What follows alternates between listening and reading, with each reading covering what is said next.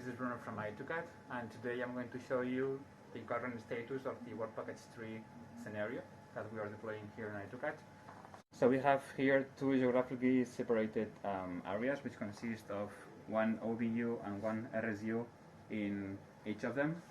And finally there is a MEC server which is currently a Raspberry. So between the OBUs and the RSUs on each area, we are currently separating the channels. So for instance, in this region, they are working on the 180 frequency. And on the other side, there is the frequency 178.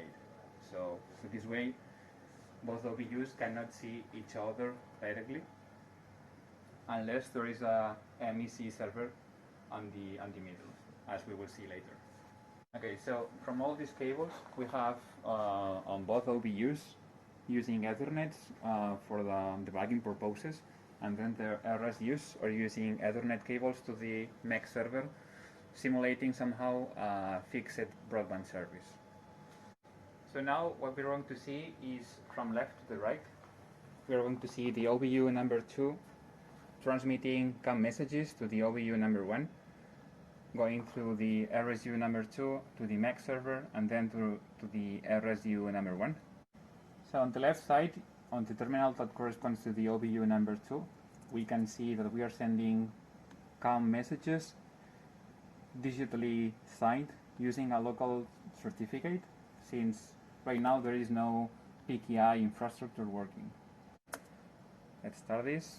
Okay, so it's now transmitting CAM messages, and then on the right, on the OBU number 1, if we start a TCP DAM capture on the OCB interface, which is working now on the 5.9 frequency, we will see the broadcasting messages from the RSU number 1. These OBUs that we are using are based on motherboards called APUs, as you can see, and they are not the final solution to use as an OBU. Final OBU will be provided by Ficosa, and at the moment we are still working with this evaluation kit from Broadlink.